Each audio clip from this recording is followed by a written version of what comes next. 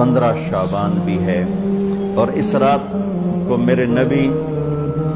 کی صبح کو روزہ رکھتے تھے، اور اس روزے کی فضیلت یہ ارشاد فرمائی کہ 15 شعبان کا روزہ پچھلی 15 سے اس 15 کے درمیان جتنے گناہ ہوتے ہیں سب کی معافی کروا دیتے، ایک دن کا روزہ سارے پورے سال کے گناہ معاف فرما دیتے۔ دوسرا 15 شعبان میں اللہ کے نبی نے فرمایا کہ اللہ تعالیٰ اپنے بندوں پہ نظر فرماتا ہے، اور بنو کلب، یہ ایک قبیلہ تھا، بنو کلب، ان کے پاس جانور بہت تھے، جانوروں میں بھیڑیں بہت زیادہ تھیں، تو اللہ کے نبی نے مثالاً فرمایا کہ جتنے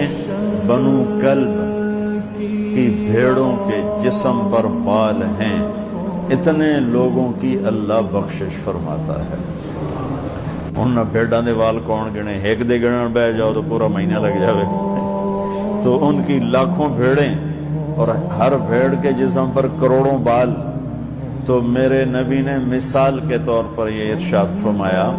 یہ ایک مثال ہے کہ اللہ بے حساب لوگوں کی معافی کا اعلان فرماتا ہے۔ تو آپ فرماتے تھے کہ میں روزہ رکھتا ہوں اس لیے کہ جب میری موت کا اوپر اعلان ہو رہا ہو تو میں روزے کے ساتھ، جب میرا نام زندوں سے کٹ کے